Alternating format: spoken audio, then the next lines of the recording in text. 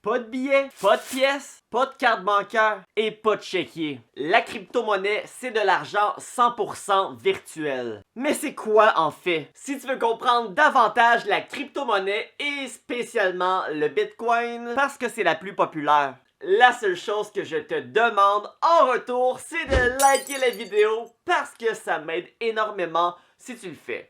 Donc, t'es prêt? On commence ça maintenant.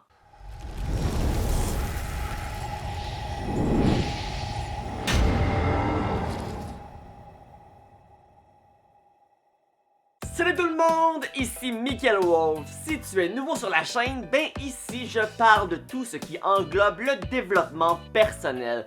La mission, devenir une meilleure version de soi-même et ce, un petit peu plus à chaque jour. Alors, sur ce, la seule chose qu'il me reste à te dire, c'est abonne-toi donc!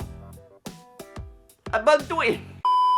Il y a eu plusieurs tentatives de créer de la crypto-monnaie bien dans le passé, même des années 1980. Mais c'est en 2009 qu'il y a enfin eu une crypto-monnaie qui est venue vraiment faire un impact dans le monde. Cette crypto, aujourd'hui connue de pas mal tout le monde, c'est le Bitcoin. Une chose que tu dois comprendre, c'est que la crypto-monnaie, c'est mondial. Contrairement à l'argent, parce que ici, j'ai un 20$ canadien. Ça vaut pas la même chose que 20$ américains ou 20 pesos ou 20 yens. Tandis qu'un bitcoin, que tu sois en Afrique ou en Chine, c'est un bitcoin, ça va rester un bitcoin. Mais c'est quoi la valeur d'un bitcoin? Évidemment, ça change constamment. Même que c'est vraiment 24 heures sur 24, tu peux le trader toujours, contrairement à la bourse, que la fin de semaine, tu peux pas acheter ou vendre des actions. Mais en 2013, un bitcoin, ça valait 137$. Et aujourd'hui, en 2021, ça vaut maintenant 60 000$. Mais c'est quoi qui fait en sorte que ça monte ou descend? Comme dans pas mal n'importe quoi, ben c'est l'offre et la demande qui vient vraiment diriger son prix. Pour te donner un exemple, la semaine dernière, la compagnie de Elon Musk, Tesla, a investi 1,5 milliard de dollars dans Bitcoin. Et aussitôt que ça s'est fait, ben évidemment, le graphique de Bitcoin a monté comme une fusée. Elon Musk, fusée, SpaceX, c'est un jeu de mots. Et le graphique a atteint un nouveau sommet. Il a atteint le 60 000$. Si on parle d'argent en papier, comme mon 20$ ici, ben à chaque seconde, mon 20$, il perd un petit peu de valeur. C'est ce qu'on appelle l'inflation. Pourquoi? Ben parce que le Canada a une dette. Et pour tenter de payer la dette, ben il imprime de la nouvelle argent constamment. Et plus il y a d'argent en circulation, ben plus ton 20$ vaut moins. Parce que techniquement, on a une source infinie d'argent en papier. Contrairement à des métaux précieux comme l'or, une fois que tu l'as tout miné, là, tu peux pas la fabriquer ton or. Et les créateurs du Bitcoin ont voulu représenter la même chose qu'avec les métaux précieux. Donc, il existe un nombre limité de Bitcoin sur la Terre. Je dis sur la Terre comme s'il y en avait sur d'autres planètes. Peut-être qu'il y a du Bitcoin sur Saturne. On le sait pas, hein? Combien de Bitcoin il existe sur la Terre? Il en existe 21 millions. Et en ce moment, il y en a 18,5 millions qui sont présentement en circulation. Donc, il nous manque encore 2,5 millions à trouver. Mais qu'est-ce que je veux dire par à trouver? On trouve quoi? Ben comme j'ai dit, comme l'or en passant, on l'a pas tout trouvé encore sur la Terre. On croit qu'il y a environ encore 20% d'or qu'on n'a pas miné. Ben, je sais que ça peut paraître bizarre parce que c'est virtuel, mais des bitcoins là, ça se mine. Comme les mineurs qui creusent pour trouver de l'or. On mine les bitcoins. C'est comme ça qu'un bitcoin se crée en fait. Mais comment ça fonctionne? Miner un bitcoin, c'est le processus de création d'un nouveau bitcoin en résolvant un casse-tête généré par l'ordinateur. Donc, à la place d'être des hommes avec des casques et des pioches qui cherchent de l'or, c'est des ordinateurs dans une pièce qui surchauffent. Ceux qui font ça, ils investissent tout simplement dans des ordinateurs très puissants. Donc, l'ordinateur cherche constamment à résoudre un puzzle qui est une espèce de forme d'équation. Et lorsque l'équation se résout, ben on vient de créer un nouveau Bitcoin. Mais ça ressemble à quoi une mine de Bitcoin vraiment visuellement, là? C'est une pièce remplie d'ordinateurs super puissantes qui travaillent d'arrache-pied 24 heures sur 24. Maintenant, tout comme on conserve l'argent en papier ou les cartes dans un portefeuille physique, les bitcoins sont également dans un portefeuille, mais un portefeuille numérique. Ça peut être sur ton ordinateur, sur ton cellulaire, sur une clé USB. Mais la question qui tue, là,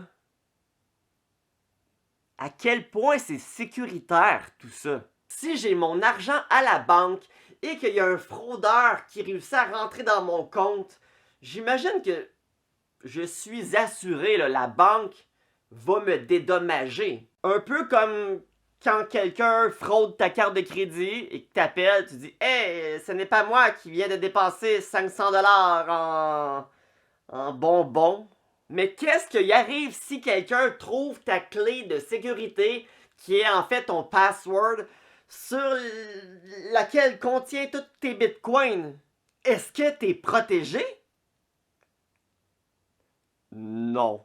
Ou qu'est-ce qui arrive si tu perds ta clé de sécurité? Tu sais, ça arrive des fois, tu te souviens plus de ton mot de passe, tu sais. Sans la clé de sécurité, tu perds tes bitcoins. Mais mis à part la perte de ta clé, tu peux aussi perdre tes bitcoins à cause du piratage ou même un problème informatique. Mais évidemment, il y a des façons pour que ça soit sécuritaire, là. Si ça serait pas sécuritaire, je ne crois pas que Elon Musk, le plus grand génie vivant en ce moment, à mon avis, aurait investi autant dans Bitcoin, là. Mais sérieusement, si vous possédez des Bitcoins ou si vous possédez en fait de la crypto-monnaie, faites des recherches sur Internet pour vous assurer vraiment de rendre votre portefeuille le plus sécuritaire possible. Parce que si tu vas lire, admettons, sur Reddit, tu vas voir beaucoup d'histoires de gens qui ont toutes perdu leur crypto-monnaie à cause de conneries comme qu'ils se souviennent plus de leur mot de passe. Puis j'aimerais pas ça être dans leurs souliers. La pire histoire, c'est évidemment celle de Stephen Thomas. En 2011, il a créé une vidéo qui expliquait en fait, un peu comme celle-ci, comment la crypto-monnaie fonctionne. Et en tant que récompense pour avoir fait cette vidéo, quelqu'un lui a donné 7002 bitcoins. Évidemment, en 2011, 7002 bitcoins, ça valait pas énormément. Mais aujourd'hui, ça vaut 321 millions. Mais malheureusement, le petit hic, c'est qu'il ne se souvient pas de son mot de passe. De plus, parce que oui, il y a de plus, la clé qu'il utilise, t'as seulement le droit de tenter 10 mots de passe. Si tu dépasses les 10 tentatives, la clé, c'est comme si tu peux plus jamais l'ouvrir par la suite, là. Ça efface le tout. Et jusqu'à présent, il a essayé 8 mots de passe, donc il lui reste 2 tentatives. Mais je pense qu'il a accepté le fait qu'il vienne de perdre plus de 300 millions. Mets-toi dans sa peau. Avoir 321 millions. Et devoir les perdre.